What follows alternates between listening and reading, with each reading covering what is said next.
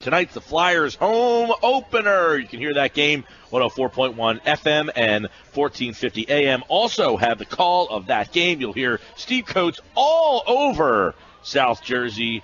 And he's got the call tonight with Tim Saunders for the Flyers home opener, which will be a special night there tonight. Coatesy, how are you? Great, Michael. How are you and Peter this afternoon? We're awful snug in this spot here, the two of us in one area to sit next to each other. However, we're getting past that. And, hey, little road trip. You guys just got back, 8 days, 3 games, and must be nice to be sleeping in your own bed. It is absolutely, really nice to be back. It's great to be back on the road. I think it was really good for the hockey club to be opening on the road because it has the opportunity, or it lets the opportunity for the team to get to know each other and bond and all that type of thing.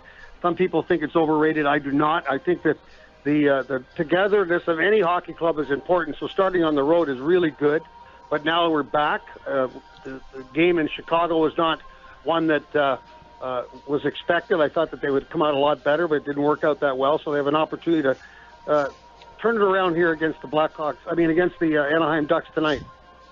Yeah, exciting game against Chicago. Coach, give us your, if there's a lot of, you had a Friday 10:30 game, you had a Saturday 9 o'clock game, and then an 8:30 Wednesday game. So if people couldn't stay up or, the West Coast games are tough for us Easterners, give us a little overview of some of the things that you learned or stood out in that 3-game trip. The number one thing that I learned about this hockey club is bounce. They bounce back. They don't quit. They did it against the Los Angeles Kings. They got outplayed in the first period, came back to defeat the Kings. Same thing against the Arizona Coyotes. They got down, they came back, ended up tying the hockey game, only get beaten, their favorite thing, overtime.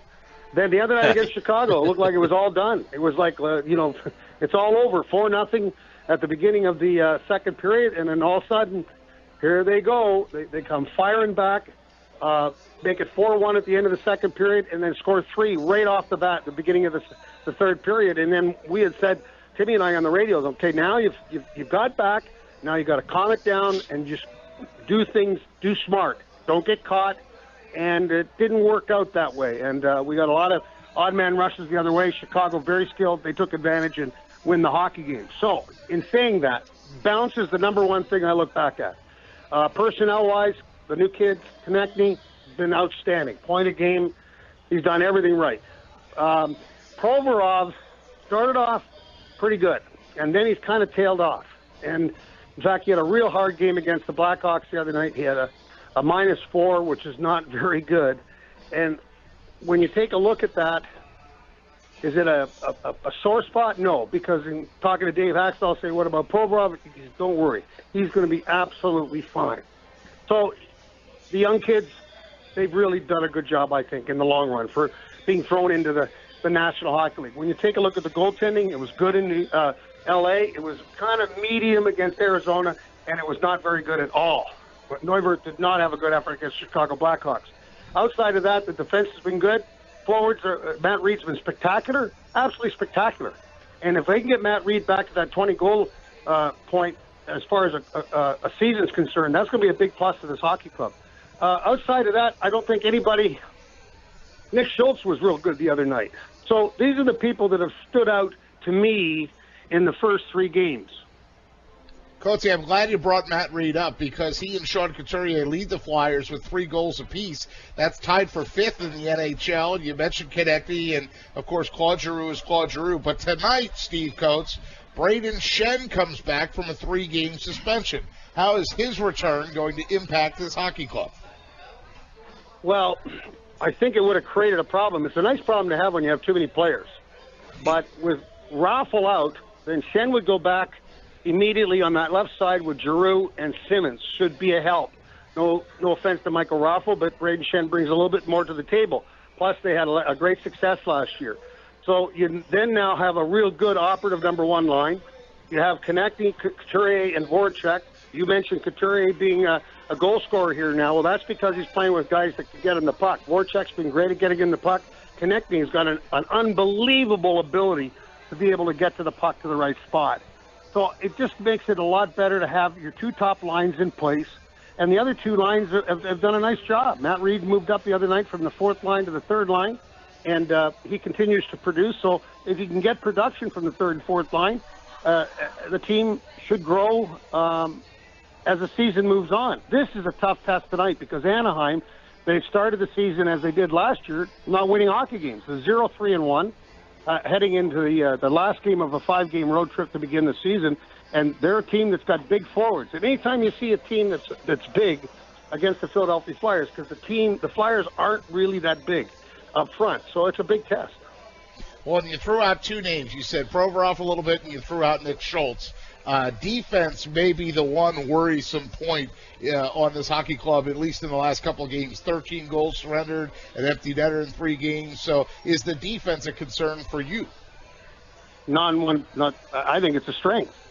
When you have 8 defensemen that can start the season, Provorov being the only rookie, I think that's a strength. I think when you take a look at the 13 goals, you've got to take a look at the 4 that Neuvirth gave up the other night. That brings you down to 9.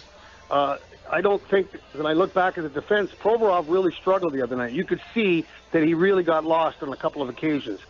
He, at points there, found out that it's a little bit faster in the National Hockey League as compared to Canadian Junior Hockey. They get on you faster. He ended up falling, coughing out the puck to Rasmussen. He ended up scoring the goal. So all these different elements, you can dissect all the different goals and not come up with the fact that outside of Provorov really struggling the other night, that the defense has been a problem. They're not going to be a problem, and you're playing pretty good hockey right now without Gudas and Delzato in the lineup. Well, we'll end on this because we know you have to get to the coaches' meeting. Tonight's about Mr. Snider, and the tribute video is going to take place in the 50-year history. If you could just offer a few thoughts about Mr. Snider and what's going to take place tonight at the Wells Fargo Center.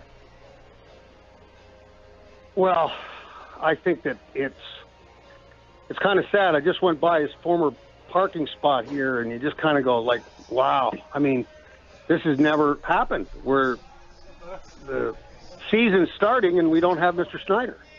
I mean, he started this back in 1967. He developed it into an empire. I mean, he built his empire off of the Philadelphia Flyers.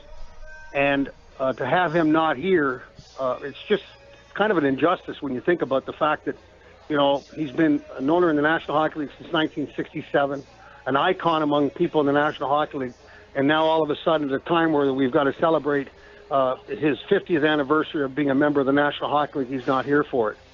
But in knowing that, it's going to be kind of special, obviously, to have a ceremony that's going to start this season, that's going to pay tribute to him, and that's what it should be all about.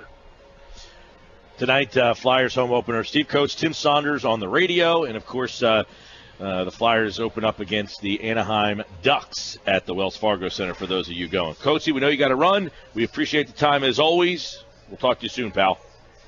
Okay, guys, take care. Thank you very much.